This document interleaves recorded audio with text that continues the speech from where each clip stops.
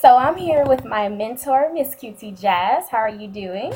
I'm doing awesome. How are you? I'm great. So just to tell you a little bit about her, she is a Sprite Poor reporter, and the reason that I picked her is because she's reporting with entertainment artists and musical artists and anyone who's upcoming in the industry. And this is the type of thing that I want to do. So I thought, since she's chosen my mentor, I thought I would ask her a few questions about her experience so far. So first of all, can you tell me how you got involved with Sprite Poor in the first place? Sprite4 actually contacted me late 2007.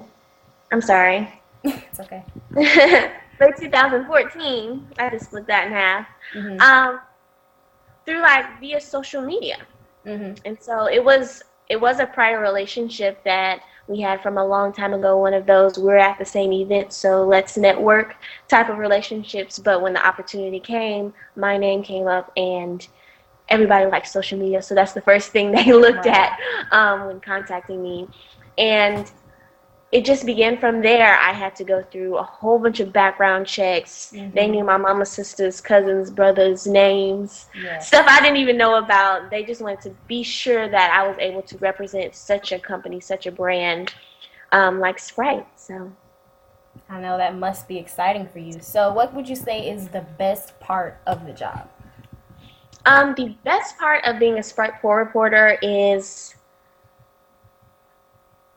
getting compensated for something you're already going to do.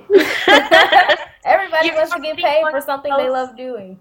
You're already going to post online and post pictures about where you're at, and that's what they really encourage us to do. They want you to promote and promote and promote and network and be able to go to these different places like New York and Chicago and meet other faces like me.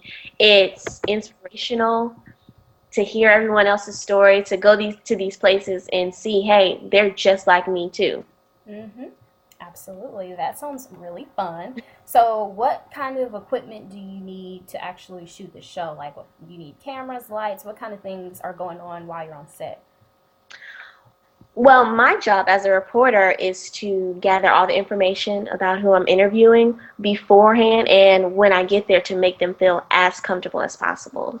So that means whether we have to step to the side and just chit chat a little bit Yeah. while they're setting up cameras, microphones, and stuff like that. Whether I have to even sometimes say, hey, don't mic them yet. It seems a little rushed at first, especially to someone who's not used to maybe being on camera. Mm-hmm. So it's my job to really make people feel comfortable. But everything that it takes is pretty much set up as far as the camera work is concerned, and me getting their bio together. That's something that's set up in pre-production. Okay. And so, you have how many workers do you have with you on set? You have a cinematographer, a person who does the microphone, a person who does lights. Or is it just one person doing everything? How does that work? Usually it's about seven of us, including me. We have Wow. someone working. Um, it's normally three to a crew, Mm-hmm. someone to represent for Sprite at the actual shoot, a camera person or a photographer, me, and an assistant or a director. Mm-hmm. So it's about seven of us, and we all do a good job as far as making the talent feel comfortable. Okay. All right. So, what are some of the biggest mistakes do you think you've seen, whether that be through reporters, maybe for other things that are going on, internet journalists or photojournalists? What are the biggest mistakes you would say those people are making when they're interviewing people? The biggest mistake you can make while interviewing someone is not knowing who you're interviewing or assuming you know something and it's incorrect. Mm-hmm. As I've seen many people state things and artists have to like correct them. Like it's an interview, Oh just ask man. them the question. It's okay if you don't know. Exactly. You But can ask. say that's when their album is coming out. If you don't know for sure, just ask the question. Don't um, be afraid to simply genuinely find out information about them while you're doing the interview if you don't know. Mm-hmm. And so, what kind of things do you do to prevent that? Do you do research on them, or do you talk with them beforehand, or all of that?